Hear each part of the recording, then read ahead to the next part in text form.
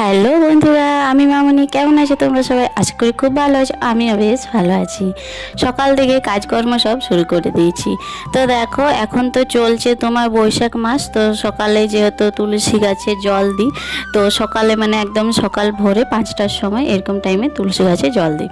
তো সেই জন্য দেখো, আমি তুলসী গাছে জল দিলাম, একবার স্নান করলাম, তারপরে এই কাপড়টা পরেছি, তারপর তুলসী গাছে জল দিলাম, আর তারপরে দেখো বসে পড়েছি পুজোর বাসনগুলো মাজার জন্য।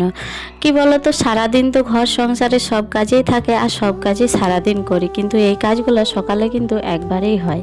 তো ভাবলাম আজকে প্রথমে দেখো আমি পুজোর বাসনগুলো মাজছি, তারপরে মন্দিরটা পরিষ্কার করে নেব।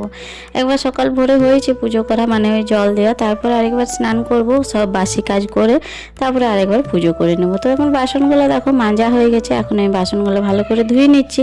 আর কি বলো তো বন্ধুরা, এই যে বাসনগুলো আছে না, এগুলো ধুতে অনেকটাই সময় লাগে, কারণ ছোট ছোট বাসন, তো সেই জন্যে।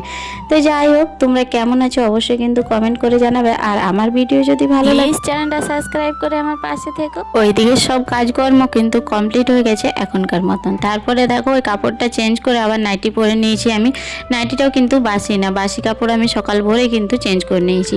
আর তারপরে রাত্রেবেলায় কাজ করতে করতে অনেকটাই লেট হয়ে গেছিলো জানো তো, সেই জন্য আর বাবুর ব্যাগটা গোছানো হয়নি।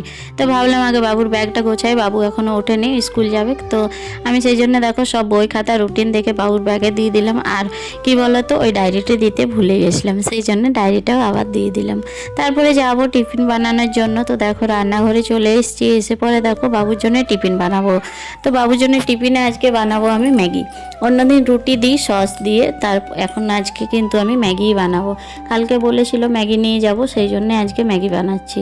তো এদিকে ম্যাগি বানাচ্ছি, একদিকে চা বস করাবো, কারণ মায়ও উঠে পড়েছে আর মা মুখ ধুয়ে নিয়েছে। তো ভাবলাম চাটা দিয়ে নিই, কারণ মা চা খেয়ে পরে বাবাকে ওঠাবে, যেহেতু বাবা এখন যদি বাবাকে না ওঠায় না, তাহলে অনেকটাই রোদ হয়ে যায়, আর রোদে রোদে কিন্তু বাবার অসুবিধা হয়, সেই জন্য এখন বাবাকে ওঠাবে চাটা খেয়ে পরে। তো ভাবলাম চাটা আগে বস করাই। তো এদিকে ম্যাগি হচ্ছে, ওদিকে চা করে নিচ্ছি, তারপরে বাবুকে রেডি করাবো। তো চলো, ওদিকে চাটাও হয়ে গেছে, চলো আমি মাকে এখন চাটা দিয়ে আসি। আর কি বলো তো বন্ধুরা, এত গরম লাগছে যে কি বলবো, সকাল থেকে মানে সারাদিনে আমার 3বার 4বার কিন্তু স্নান করা হয়ে যাচ্ছে, রান্না করার পরে, সকালে, আবার রাত্রেবেলায়। তো যাই হোক, এদিকে বাবুকে নিয়ে চলে আসছি বাবুকে দেওয়ার জন্য। চলো আজকের মতন ভিডিওটা এখানে এটা